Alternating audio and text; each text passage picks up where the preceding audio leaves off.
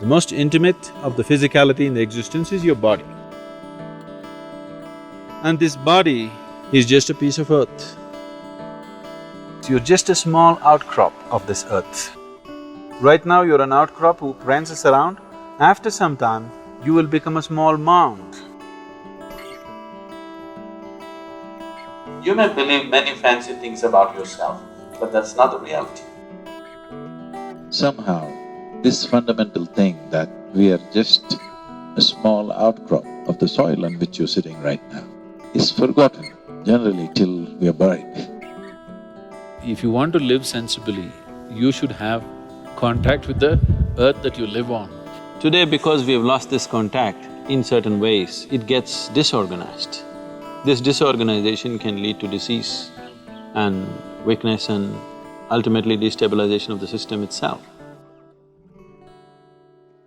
माटी कहे कुमार को तू क्या रूंधे मोही, एक दिन ऐसा होएगा मैं रूंधूंगी तो ही।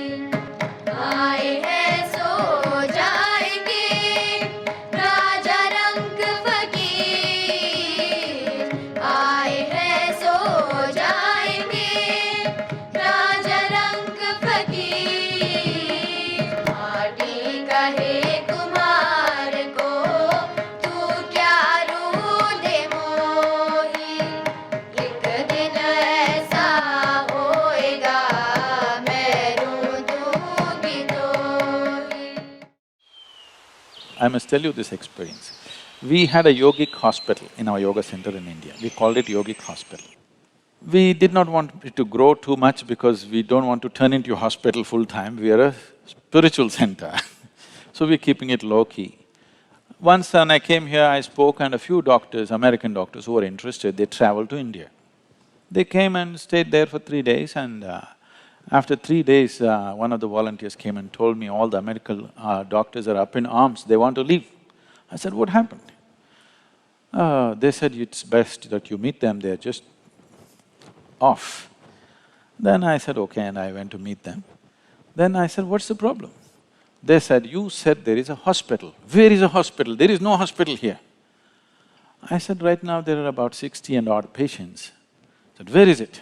Their idea of a hospital is that there must be beds, you must treat sick well, and everybody should be… If you treat them so well, they will not want to become healthy. Where are the patients? I said, they're all in the garden, I put them to work.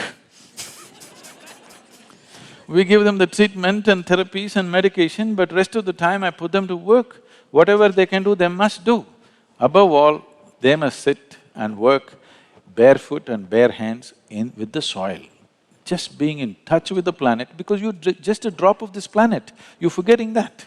What you call as my body is just a piece of the planet, isn't it?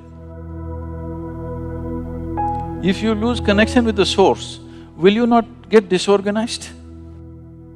Fitness and well-being does not mean walking on a treadmill, having bulging muscles like that, no. To strengthen the integrity of elements in our system is very important. So is there some way to do it? Yes, there are specific methods with which we can do. One simple way right now is work with the earth and water and plants and stay outdoors. That itself will do something.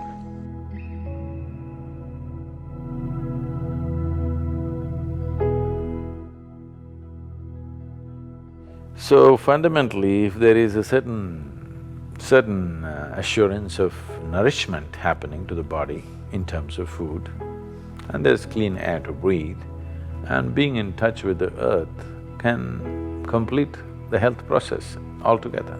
So if you can't be in tune with that, if you're a very affluent and fashionable, you can have a mud bath, that's another way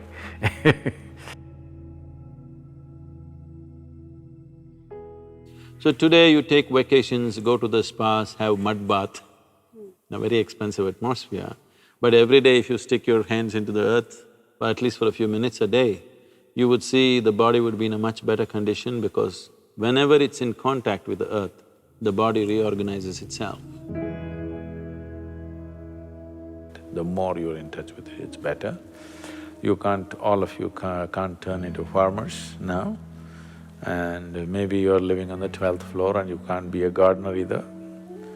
So, at least being in touch with the earth, palms and soles are very sensitive to this. If your hands and your bare feet in contact with the earth, it'll make a difference. Or at least you do your… I don't recommend this, but if you are doing your afternoon siesta, do it under a tree with your spine in contact with the earth, things will happen very well. Or to be in a natural pool of water which is in the earth, like a lake or a river or an ocean, will do tremendous things to the system. You know the grounding, you know, the electricity groundings we do. Is it called grounding here? What do you call it? Earthing. It's called earthing or grounding, you know, it's called earthing actually.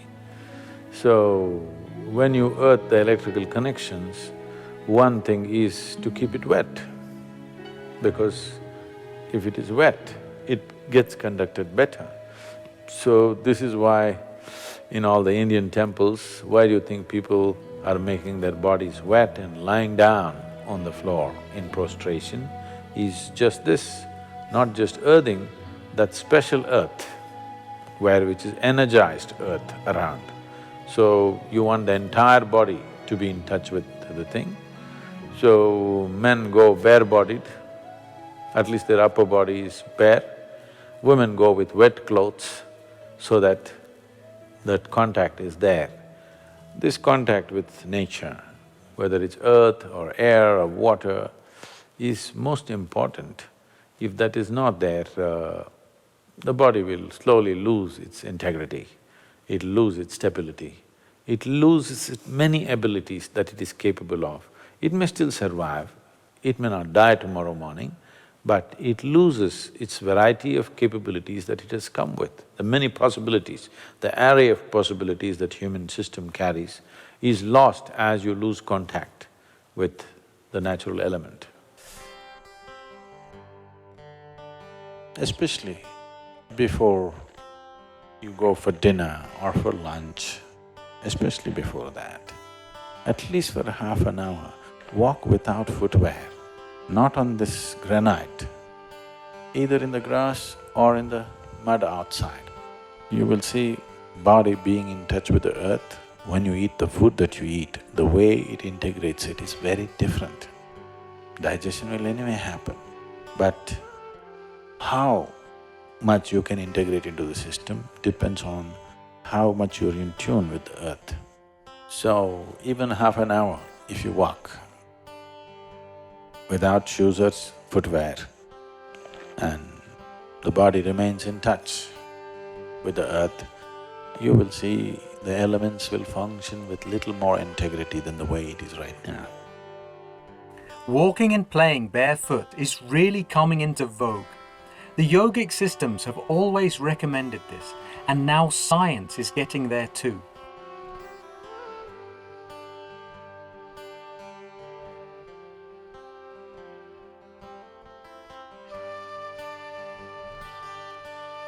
Especially for children, not only does this give them better balance, it also helps develop their cerebral capabilities. The nerves of the feet are sensitive, and as they come in contact with the ground, the child develops a better understanding of their environment and also experiences better awareness of the body.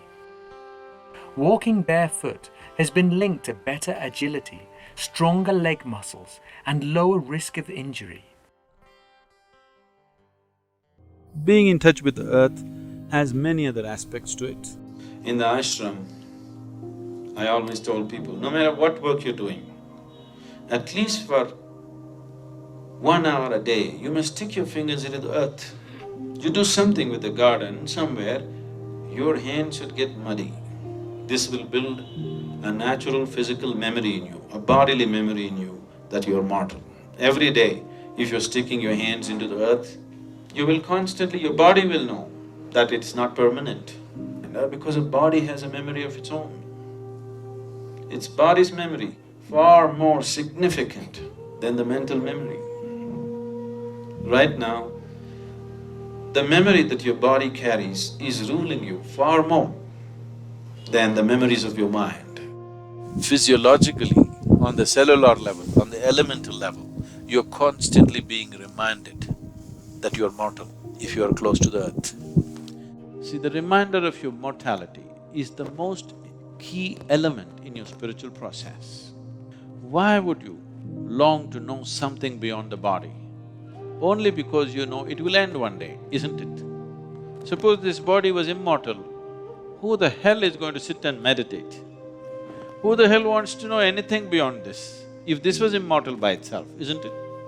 Because somewhere, even if you're not consciously aware, somewhere deep down, you know your expiry date is on. The expiry date is on, you're trying to stretch it a bit, but you know you have an expiry date.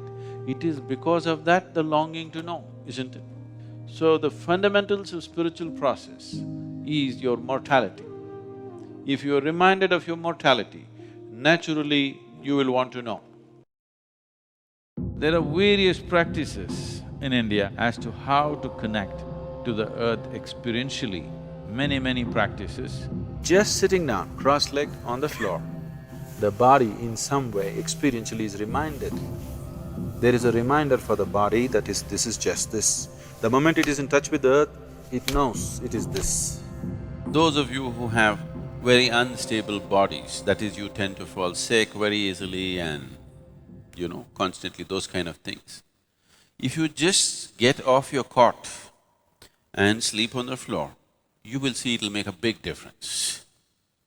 Just that much. Just maybe 18 inches away you are, just get 18 inches closer. You will see it'll make a big difference in terms of reorganizing the system. I would say 80% of your health depends on this, how much you're in tune with the earth. 80%. 80% of your chronic ailments can just vanish simply because you kind of found a little rapport with the earth on which you're walking or sitting right now.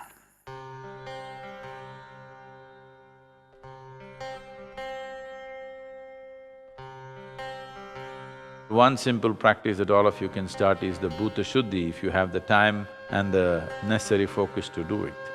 Bhuta Shuddhi means, Bhuta means Panchabhutas or the five elements. Shuddhi means to cleanse that. Whether it is the physical body or the larger body of the creation itself, essentially is made of five elements of earth, water, fire, air and space. What you call as myself is just a mischief of these five elements. If you know how to organize these five elements properly, if you know how to keep these five elements within yourself, then there is nothing more to life in terms of health, well-being, perception, knowing, everything, enlightenment. Everything is handled if only you know how to keep these five elements properly. This elemental play happens in a different way when it's in touch with the earth. Every time I hear this, particularly when I'm in United States, I still can't come to terms with it. People calling earth as dirt. Maybe it's just another word, but in our mind, dirt means… What is dirt for you? Huh? Trash, isn't it? Dirt is trash, isn't it? Yes or no? Even in America, dirt is trash? No? What is it? Something that you don't want. Yes, it's trash, that's what is trash, something that you don't want. But soil, here we call it Thai Mann, Mother Earth. Why is it we are not reverential to all those things which make our life, sustain our life moment to moment? You just treat them differently.